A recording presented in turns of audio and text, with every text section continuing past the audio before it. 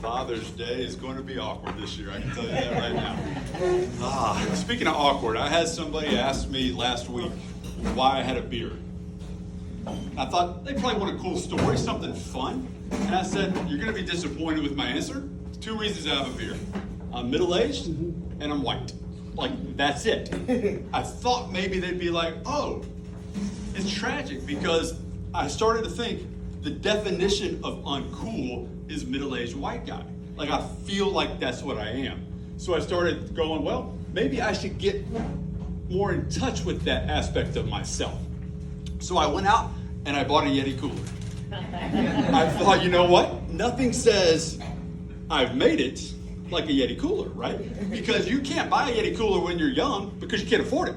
So I thought, Yeti coolers have swag. And that's what's missing from my life. I don't have swag. I don't have any swagger at all.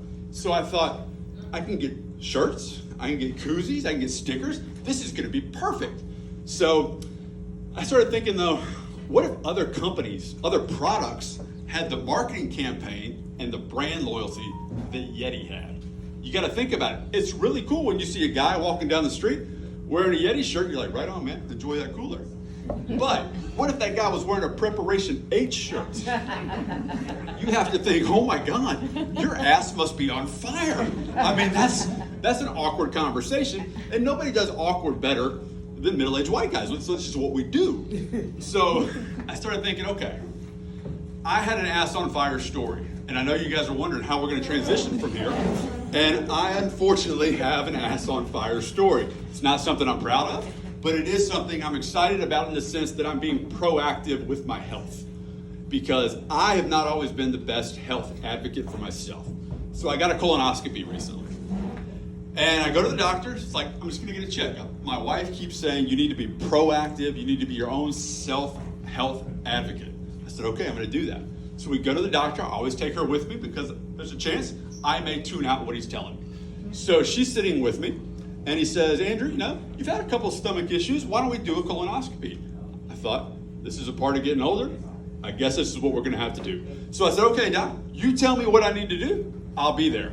And then all of a sudden, this was one of those moments where he went, all right, Andrew, but don't worry, this is gonna be the best nap you've ever had. And I went,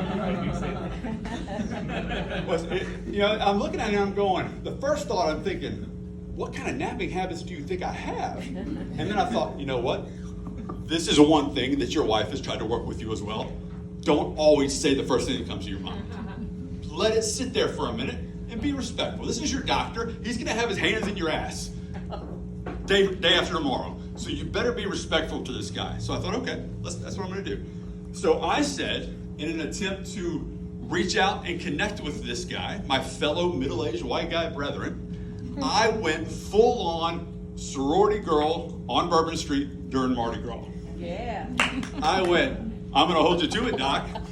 And I literally shook my chest. I have never shaken my chest in any capacity in my life.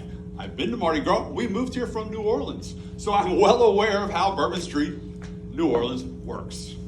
But no. So we get to the car and my wife goes, a couple things. I'm proud of you for not, making fun of the joke that he told, because it is respectful. You're gonna have to deal with this guy on a more intimate basis.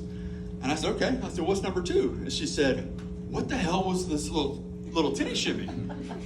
And I said, I don't know. I don't know. I'm not proud of it.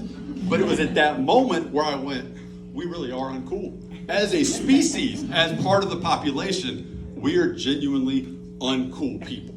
And that's okay. That's just something that we got to deal with, right? So I go in after the treatment, after the cleaning out process, which was going to be you drink this stuff and cleans you out so they can see everything they want to see.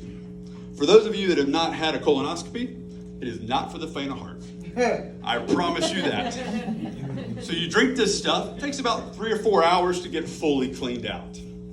Now, cleaning out, this is where the ass burning comes into play. This is where my friend in the Preparation H shirt has now become my brother. I mean, it was one of those things that I'm thinking, this is horrible. I'm cleaning out things that I didn't know even existed. I didn't know I'd even eaten any of this stuff. But yet, it's all coming out. Like, oh, that came out from third grade. Okay, there's that crayon that I ate when I was in third grade. And I'm like, okay, just endure it. It was not a good time. I think it was magenta was the color. And it was just, okay, you'll be fine. Just get through this. Then you got to get up at 4 o'clock in the morning, finish the process, be at the hospital at 8 o'clock. So we get to the hospital, and I'm really woozy, I'm dehydrated, I'm disoriented. And my wife's not concerned that I'm going to say anything stupid, because this is a concern that we have in our relationship. I tend to say things stupid quite a bit, but she knows I'm dehydrated, I'm disoriented. Surely he's not going to do anything dumb. This is perfect. So I get called back. I go back by myself. Obviously, I don't want my wife being a part of this. So you get up on the table, you lay on your side, naked from the waist down. You're covered in the front, but you're very exposed in the back. So I'm laying there, looking up, and there's a technician. And she's very kind, but she's, tightening things, making sure the IV is ready. And I thought, okay, this woman plus my doctor, that's not going to be too bad. Well, then another 2 people come in, and I'm thinking, well, this is odd. And then 2 more people come in, and then the doctor comes in. So there are 7 people surrounding my half-naked body. And I'm laying there on the table going, there's not much I can do here. Obviously, I'm fully committed.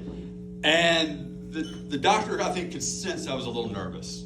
So he goes, Andrew, remember what I told you. This is going to be the best nap you've ever had. And at this point, I was like, my wife's not here. I'm really dehydrated. I'm done. And I said, what kind of napping habits do you think I have? And he went, what are you talking about? And I said, I've never invited anyone over. I'm not close enough to any person in this world, my wife included, to have them come over, gather around me while I'm unconscious, naked from the waist down, and told Roy, hey, bring your GoPro because we're going up. I mean, none of this has ever happened. At this point, I start to see the anesthesiast coming down the IV line. I'm going to be out soon, which could not come fast enough. So everything's done. I wake up, I'm groggy, I'm in the recovery room, and I thought, okay, maybe I didn't say that. Maybe I thought all of this, but maybe I didn't say it. Hopefully I didn't. If I did, hopefully he didn't tell my wife, because I'm trying to be proactive, trying to be my own health advocate. He comes in, we took care of everything, nothing to worry about. Come back in 5 years, do it again. I thought, great, dodged a bullet on that one. So we get to the car, and my wife's going, She's like, did you have anything unusual happen while you were back there? And I said, other than the 7 people that I was concerned were going to gangbang me. not really. No, I said, that's just a Thursday in my world now. And she said, you didn't have a little monologue that you gave to the doctor? Like a little ass party monologue? And I was like, well, oh, you mean that? Yeah. But I said, but I was dehydrated, I was disoriented. I don't think I can be held accountable for these things. So now we're in the car, I'm really out of it, and I thought, I need to do some damage control. Maybe we should go out to dinner. I'll take her out to a nice dinner this weekend. It'll be great. So I said, hey, why don't I call Jim and Nancy and see if they want to go out to dinner? We'll go out, we'll have drinks, some good food, and we'll just enjoy the night. And she said, that sounds great. But she said, did you forget? Nancy just had a baby not that long ago. And I said, okay. So what are you getting at? She said, well, a lot of times people don't feel comfortable leaving their child, a month after they've had it. And I said, okay. I said, well, you don't know Jim as well as I do. Jim is my Jaeger guy from college. Jim was the guy you go out and do Jaeger shots until dawn. Then you go to Waffle House on the way home. Have a quick nap. You're back at it the next night, because Jim's solution to hangovers, more alcohol cures everything. So we drank Jaeger like it was water. I'm thinking, you're never going to slow Jaeger Jim down. You're not. And so she said, okay, just don't get your hopes up too high. I said, all right, no problem. So I called Jim, and I'm like, hey, Jimbo, what's happening, man? Haven't seen you in a while. How's everything going? Already blocked out the fact that he's had a kid.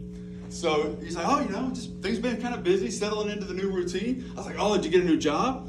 He's like, no. He's like, we got a kid now. I was like, oh, right. How's that going? He says, it's going really well. And I said, well, do you think you guys might be up for coming out to dinner with us? Maybe we could all kind of reminisce, have a little nostalgia feeling. And he said, yeah, but we don't have anyone we feel can watch little Bill. I said, okay. And he said, do you mind if we bring him with us? I said, no, absolutely not. And I'm thinking to myself, okay, how many Jaeger shots can you do with a baby before child services is called? So I'm thinking, okay, but this is not my problem. I don't have kids. I don't have to worry about DCFS. It's not my problem. So we get out. We're at a nice restaurant. We have a beautiful bottle of wine. We're eating our spinach salads. Life is good. We're talking like it was, 10 years ago. Everything was made for love. All of a sudden, Nancy looks over. Now, little Billy's sitting over here in his high chair, being a perfectly good child, I will say that. She picks him up. She brings his ass to her face, goes, gives some reassuring nod, puts him back down, goes back to eating her spinach salad. Well, at this point, my wife has now seen the horror look on my face. I don't know what to do with this. I've insulted the guy that's in my ass, so we know the woman that's huffing her baby's ass is not going to go well. So she's kicking me under the table. I'm oblivious to it. I say very inappropriately, what the fuck did you just do? And she said, what? And I was like, you just huffed your baby's ass. And she said, oh no, I was checking for a poopy. And I said, I don't give a shit, no pun intended. What you have to tell yourself to justify this disturbing, demented act, sexual fetish you have, it's her baby. I mean, I heard it too. And she was like, look, if you can't tolerate my relationship with my child, you can't tolerate me. And I said, well, this is an ass huffing free table. We are not going to do this anymore. And the fact that I have to tell you it's an ass huffing free table means we can't be friends anymore. So that's the story of how a 23-year friendship came to an end. We haven't seen them since, but I feel like I'm not fully to blame because ass huffing is still something I'm very much against for the most part. It's just not a good time. But I'm going to bring Andy back up here. I'm going to let you guys get on to the next one. Think about me and my ass problem.